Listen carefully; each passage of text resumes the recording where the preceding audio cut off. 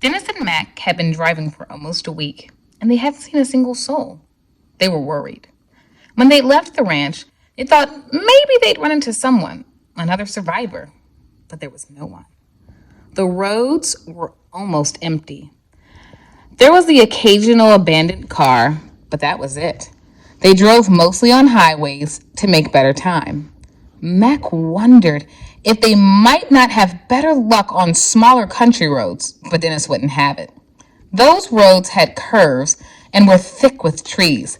There was no way of seeing danger coming. If someone wanted to spring a surprise on you, you wouldn't know until it was too late. When the plague first came, Dennis and Mac had been working as ranch hands on a cattle farm. Both had just finished their first year of college. Dennis went to school on the East Coast, Mac on the West. They found that they were very similar people. They both studied hard and read a lot of books, but they also both liked being outdoors. At the end of a good day, they came home smelling of sweat and dirt. They quickly became friends. The ranch was a small family-run operation with only about 50 head of cattle. The family that ran it, the Griersons, would advertise in college newspapers in the spring. There were plenty of ranch hands in the area who needed work. Bucky Grierson felt city kids could benefit from an exposure to country life. Young men would apply, then the Griersons would hire about half a dozen hands every spring to help them run cattle. It was tough work, but Dennis and Mac felt lucky to be picked. The farm didn't have a TV or the internet or a telephone. As a result, the first they had heard of the plague was on the radio. Every night, the ranch hands liked to gather in the mess hall and play cards. While they played, they listened to the radio. The ranch was so far up in the hills, the radio only got one station. At night, they listened to the station's best DJ Petey, the Muskrat, Coltrane, who spun old bluegrass records. Sometimes between records, the Muskrat told stories. Dennis and Mac thought he was hilarious. One night, though, the Muskrat's radio show was very different. It couldn't have been more than 6 months ago, but to Dennis and Mac, thinking back on it now, it felt like another lifetime. The Muskrat had been playing a cheery Bill Monroe song, Footprints in the Snow, when he cut the record off halfway through the chorus. The ranch hands stopped their game of Jim Rummy. They turned and looked at the radio.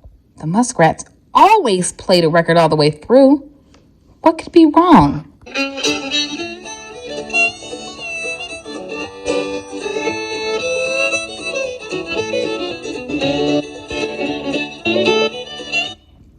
Folks, said the Muskrat, I don't know how to tell this, but I'm going to have to ask you to stay very calm. The manager of my station has just passed me a note.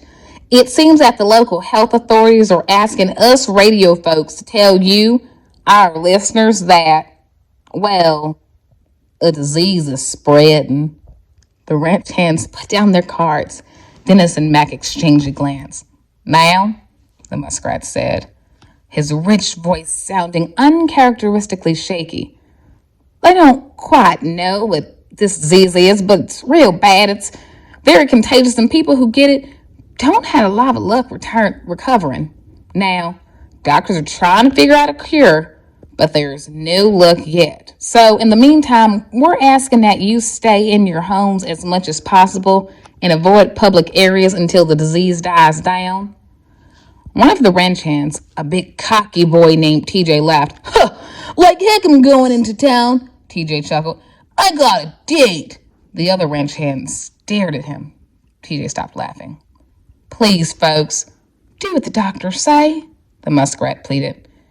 I'm sure it'll be just for a few days. He was quiet for a moment. Then the ranch hands heard a sound of a turntable needle hitting the record.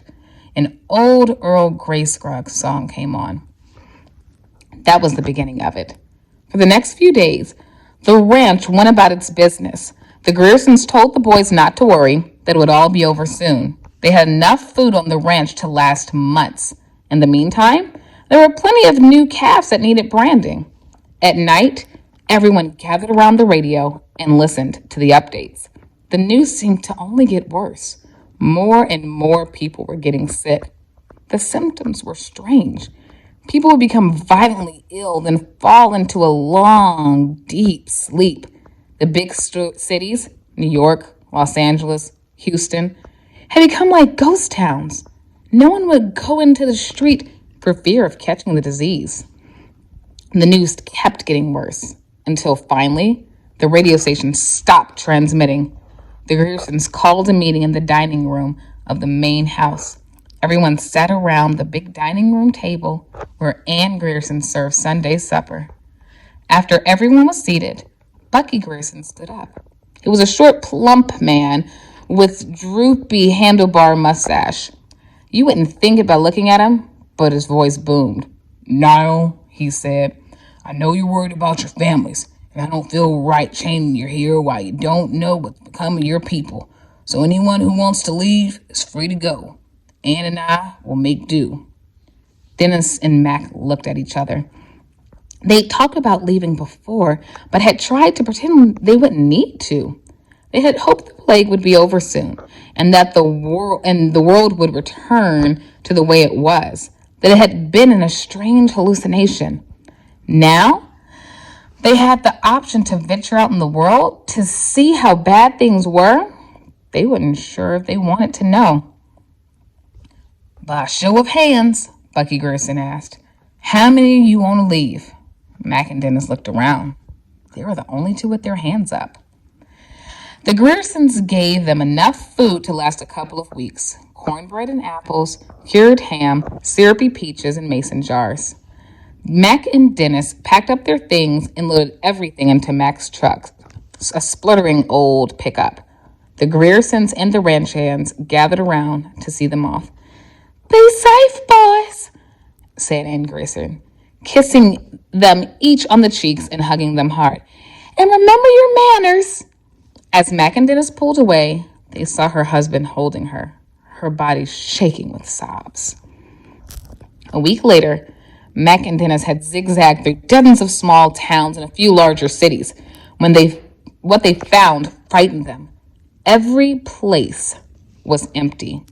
Not a person was out. Sometimes they would stop and knock on doors. No one would answer. If they went inside, they wouldn't find a single soul home. Sometimes they'd find the dinner table set, plates filled high with molding food. Every time they entered a new room, they both winced, thinking they'd find a dead body. But they never did. It was indescribably eerie. Sometimes, if the place got electricity, they'd try to use the phone. Every time, no matter what number they dialed, the same message came on. "The number is not in service. Please check the number again." Finally, the young men decided to make tracks to the nearby big city. It would be a full day of driving, but there had to be someone there. You can't abandon a whole city. Dusk had come, and Mac was at the wheel. Dennis had been driving for the last 8 hours and was taking a nap in the passenger seat. They were passing through a long, flat piece of pasture land when Mac saw a flicker of a movement in the distance. He stopped the car, turned off the engine, and shook Dennis awake. "Look," he said excitedly, "I think someone's coming." Dennis squinted his eyes. The flicker of movement was becoming larger. What had been a dot of motion became a long, stretching line across the horizon.